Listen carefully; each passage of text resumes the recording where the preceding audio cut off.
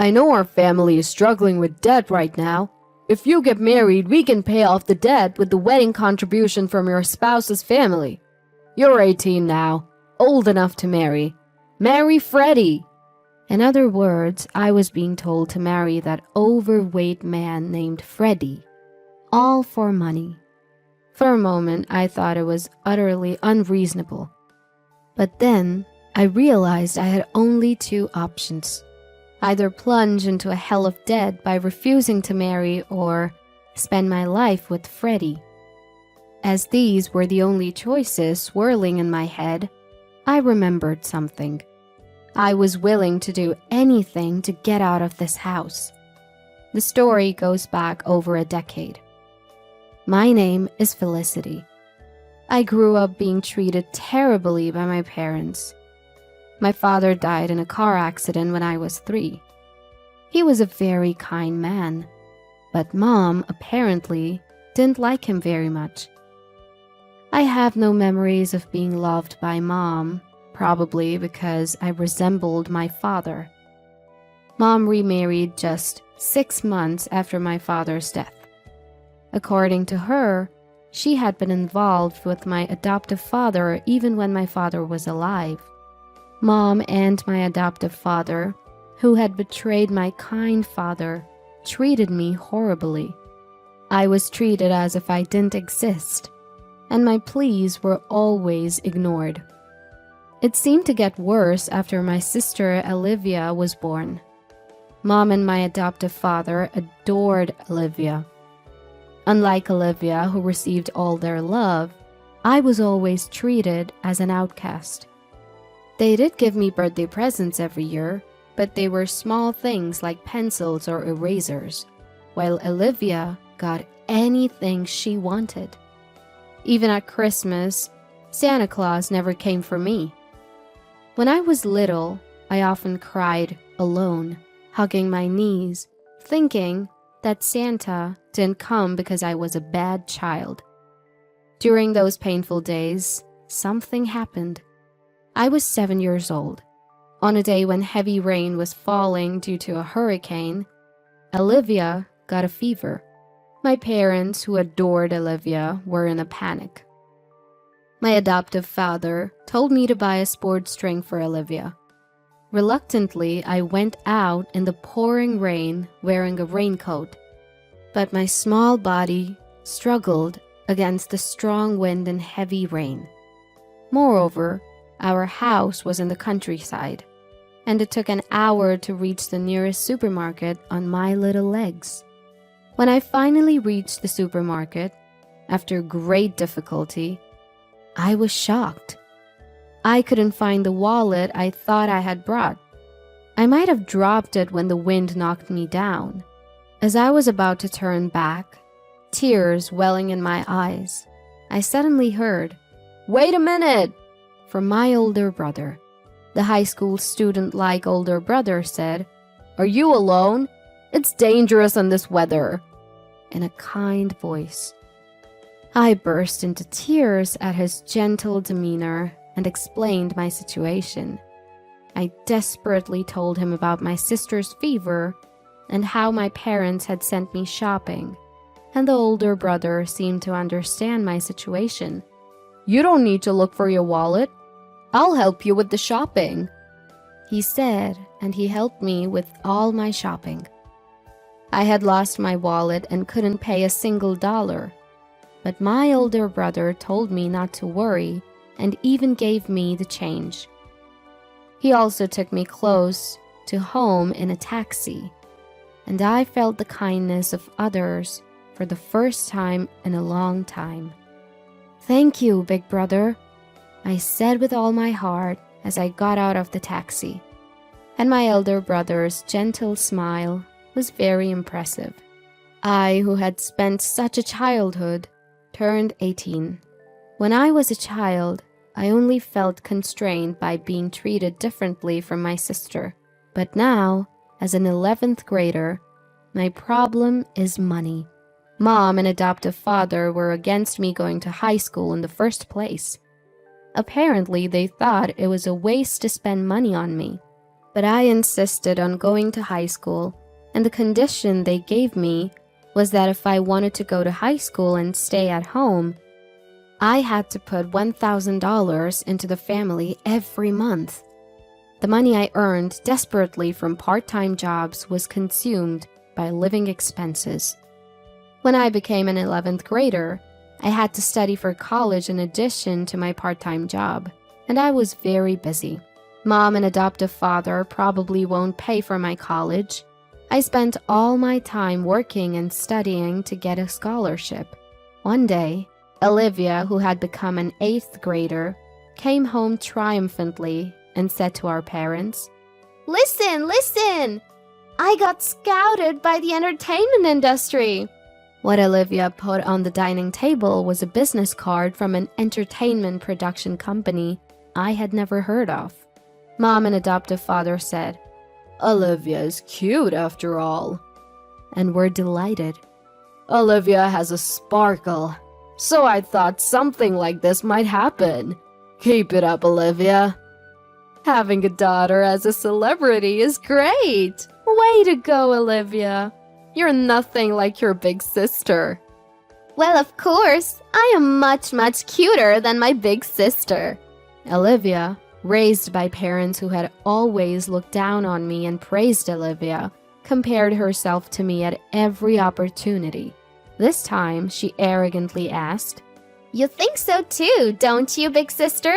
I replied, "Yes," because arguing would undoubtedly lead to trouble. Olivia was supposed to have joined an entertainment industry, but months went by without any contact. The parents, who thought it was strange that they were being charged for lessons and membership fees, found out that the entertainment agency was a fraudulent group and had already disappeared. All that was left for the parents was a debt of $20,000. The parents looked desperate, but I just calmly paid $1,000 to the family and focused on my studies. I won't spare any effort if I can get out of this house. With that in mind, I was working hard at my part-time job and studying. A few weeks later, when I got home, I heard an unfamiliar voice from the living room. Wondering what it was, I was about to go up to my room on the second floor when I heard adoptive father calling me from the living room. Wondering what it was about, I peeked into the living room and found two unfamiliar men besides adoptive father. One was a man of the same age as adoptive father, and the other was a very fat man. As I was surprised by the size of the man sweating in the air-conditioned room, adoptive father introduced the two. "This is Mr. Newell. Say hello." "Oh, nice to meet you." As I hurriedly greeted them, the two men smiled and looked at me. Mr. Newell is a well-known large-scale landowner in this area, known to everyone. Why would such people come to our house? As I was puzzled, adoptive father said something outrageous. "Mr. Newell's son, Freddie, is your fiancé. Be polite." "What?" Startled, I raised my voice, and adoptive father, looking flustered, took me out into the hallway. "What's going on?" I asked adoptive father in a whisper, and he answered in a whisper as well. "You know we're in trouble with debt. If you marry, we can pay off the debt with the wedding contribution from their family. You're 18 now and can marry. Marry Freddie." In other words, I had to marry that fat man Freddie for money. I thought it was utterly unreasonable for a moment, but I realized I had only two choices. Either reject the marriage and plunge into debt hell, or marry and live with Freddie. As those were the only two options swirling in my head, I remembered I was willing to do anything to get out of this house. "Are you done talking? What do you think, Felicity? Will you marry our Freddie?" Mr. Newell, who had been waiting in the living room, asked me anxiously. I answered with a smile, "Yes, gladly." And so I was to marry Freddie. That very day, I was told to live at Freddie's house right away and was kicked out of the house. With only my study materials, Freddie asked, "Don't you have any clothes or anything?" But I had never bought cute clothes. "That's all I have," I said. Freddie lowered his eyebrows and said, "I see." Mr. Newell, no, my father-in-law, was a well-known landowner whose name I had heard. But he was a very friendly person. His car drove through a large gate and into a vast estate, and it stopped in front of a solitary house. "This is a separate house I built for Freddie when he got married. But Freddie couldn't find a spouse. I'm glad a wonderful woman like Felicity is marrying him. I live in the main house, so Felicity, you should live here with Freddie." With just a brief explanation, my father-in-law said, "Well, I'll leave it to the young couple," and left Freddie and me behind. Suddenly alone, I was a bit wary of Freddie, but he calmly showed me around the separate house. As he brought me to a spacious room furnished with furniture, saying, "This is your room, Felicity. This inside lock works, and if you're worried, don't hesitate to ask for a key change. I won't lay a finger on you, Felicity. I've told your parents that we'll cover your high school expenses. You should reduce your part-time job if you can. That way, you can study more. If you want to go to college, I'll let you go." I blinked at the unexpectedly good treatment. Freddie even said he had no intention of getting a marriage license, and that we would have a common law marriage, so I could go to another man if I found one I liked. Far exceeding my expectations, I inadvertently asked, "What is this marriage for? I feel like I'm the only one benefiting." I wondered if it was rude after I said it, but it would be troublesome if I were asked for something outrageous later. Thinking I should check just in case, I waited for Freddie's words, and he began, "I might be meddling, but..." and then answered, "I thought you might be in trouble, Felicity. Do you remember when you went shopping on the day of the hurricane when you were little? We met then, but do you remember?" I was taken aback. There's no way I wouldn't remember. I still remembered the face of the kind older brother from that time. I realized that if older brother gained weight, he might look like this. "Are you the older brother from that time? I'm sorry I didn't recognize you." "It can't be helped since I've gained a lot of weight. Stress from becoming a working adult made me eat too much. But you haven't changed, Felicity. When my dad showed me your picture and asked if I wanted to marry you, I knew right away it was you. Are you still being discriminated against and suffering like your sister?" Just like on the day of the hurricane, Freddie spoke to me kindly, and I nodded. Then Freddie smiled to reassure me. "It's okay now. You don't have to worry about money or being treated badly anymore. You can live freely in this house, okay?" Touched by Freddie's kindness, tears welled up in my eyes. In front of Freddie, who hurriedly handed me a beautiful handkerchief, I cried and cried. And from that day on, Freddie and I started living together. I spent my first ever free time studying. I was so happy to be able to study for college like this. Freddie said he didn't need living expenses, but I decided to contribute only $300 because living for free felt constraining. Since I only had to earn $300 and my allowance, I was able to significantly reduce my part-time job hours. Freddie took the initiative in doing household chores. And when I was doing them, he would kindly say, "You can go study," and take over for me. In the happiest days of my life, Freddie and I gradually grew closer. We spent our days like an ordinary married couple, laughing together while watching variety shows and going out on holidays. A few months later, I was leading a calm life when I received a phone call from my adoptive father. What could he want now, after never worrying about me and leaving me alone all this time? I picked up the phone with a bad feeling. Hello? Felicity, is that you? Mom's in serious trouble. I was taken aback by adoptive father's loud voice as soon as I answered the phone. According to adoptive father, Mom had fallen sick and needed immediate surgery, so he was calling me to ask to transfer $10,000 to a specified account. Mom had neglected me since childhood, but she was still my mom.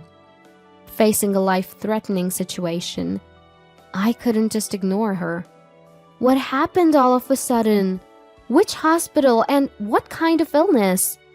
When I asked out of concern, adoptive father hesitated, saying, well, it's the hospital, but...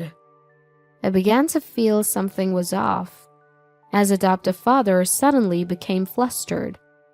He couldn't even name the disease, which was clearly suspicious.